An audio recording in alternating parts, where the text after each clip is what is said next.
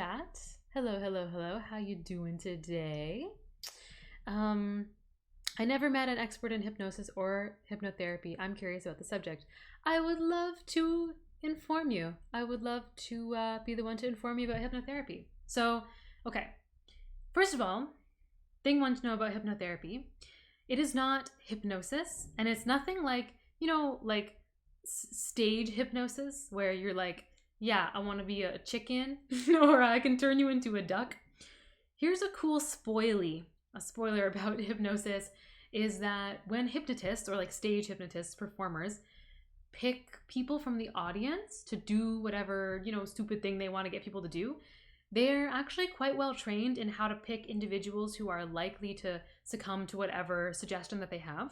So for example, like the people who are more likely to act like a duck, right? Or more likely to like bark like a dog. They volunteer for that. And the act of volunteering for something basically states that you're willing to do it. In hypnotism, you can't actually make anybody do anything that they don't want to do. Dino, don't believe crazy. She wants to get in your brain. Yeah, maybe I'm hypnotizing you all right now. No, I promise. You are now a bay leaf. Oh my gosh. Jay, you guys. Yeah, so it's not like hypnotherapy and in hypnosis, you can't make anybody do something they wouldn't already inherently do. So if it's like no big deal for you to like be silly and like, be a duck or a chicken or whatever, like you're more likely to do it. But if for you it would be absurd and you would like never do it and it would be so embarrassing and you hate the idea of it, you're not going to do it. And no hypnotist can make you do it. There has to be some kind of like voluntary act there. There needs to be some kind of willingness from you. So that's why hypnotherapy is actually quite safe because whoever's doing it, usually a psychologist or someone who's trained in it, is not likely to make you do anything ridiculous because you can't do anything ridiculous. And you have to trust the person enough to do that, right? Can a hypnotist hypnotize a person in a few seconds? Not particularly. So here's what hypnotism actually is. It takes a little while to hypnotize somebody because it's a state of intense relaxation where your conscious mind is subdued. And when your conscious is subdued, some of your control and some of your decision making is subdued, which is why people can suggest things and you do it because your own personal decision making abilities and that the wall that prevents you from doing silly things is subdued a little bit. So yeah, it's interesting that hypnosis is viewed as like you can make anyone do anything, but it's not necessarily like that. Yeah, Rio's 7342. Welcome to chat. How are you doing? I am a therapist. Yes, indeed. And welcome. We're talking about hypnotherapy. There was a question in chat earlier about hypnotherapy. So basically, hypnotherapy is it's the process of putting someone into a very, very relaxed state. And we do this for two big reasons. First is to get to memories that are not accessible by the conscious mind alone. So for all y'all who know the difference between the conscious and the subconscious, is the conscious mind is like everything that you're aware of, everything you have control of, everything that's like, right now we are conscious, we are awake. And the subconscious mind is the background processes, stuff that's been repressed, stuff that we don't want to deal with, memories that aren't strong enough to come into the conscious mind, or memories that have been actively suppressed by the brain. They're all in there in your subconscious somewhere. And the conscious mind, the goal of the conscious mind is to protect you from the stuff that's been like stuffed into the subconscious, right? So through the power of relaxation, really, hypnotherapy is just a form of deep relaxation to get your conscious mind to chill out a little bit, to let some things come up from the subconscious. So we use it sometimes for being able to access repressed memories. And this is a big thing in, for example, trauma clients. So trauma clients might come in and say, I know I was assaulted when I was 13 or something like that, but I have very few to no memories of it happening. So what we can do in hypnotherapy is relax someone to a state where they are chill enough that their anxiety and their conscious is not going to prevent these memories from coming up. So we can actually help them remember trauma. And it's like, why would anybody want to remember trauma if they've already, you know, squished it down? Because it can do a lot of stuff in there when it's squished down, because the subconscious and repressed memories are not healthy for the mind, and they are not healthy to understand your experiences. They're not healthy to get over things that happened in the past, to understand what a traumatic experience did to you, how it influenced your trust, your physical health, your mental health.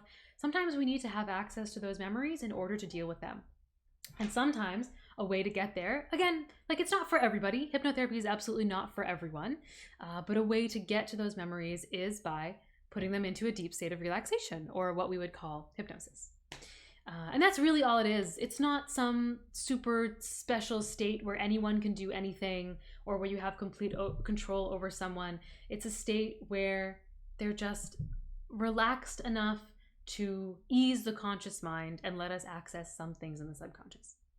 And the second thing that hypnotherapy is used for commonly is to get over things like phobias. So this is where the power of suggestion comes in.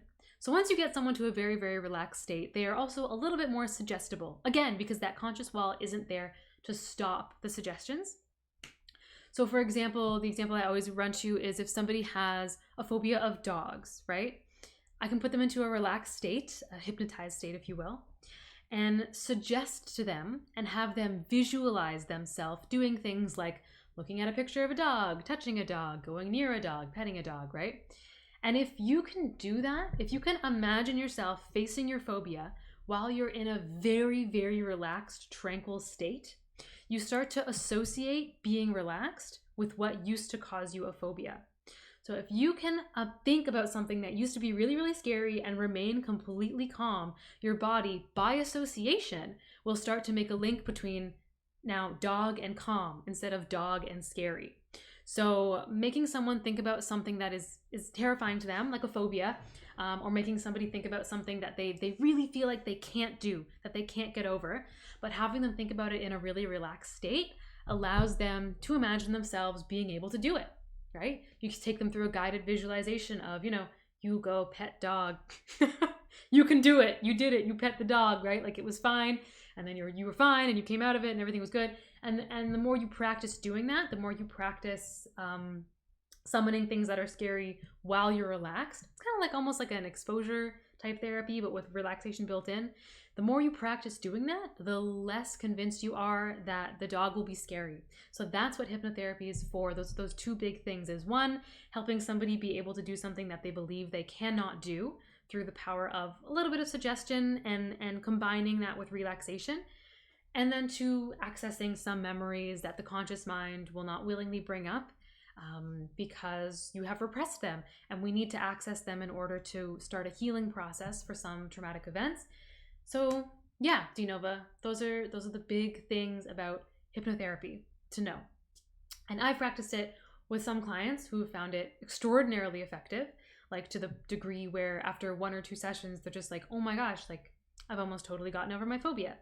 And I'm not going to say that it works like that for every single person. Some people are more suggestible. Some people are more receptive to the idea of relaxation and mindfulness. Some people are more receptive to the idea of hypnotherapy overall. If you're not open to it, it's not going to work for you. That's the thing, right? Like, I can't convince somebody to do it. I can't hypnotize someone into doing hypnotherapy. This is not how it works. Like, it can't happen like that.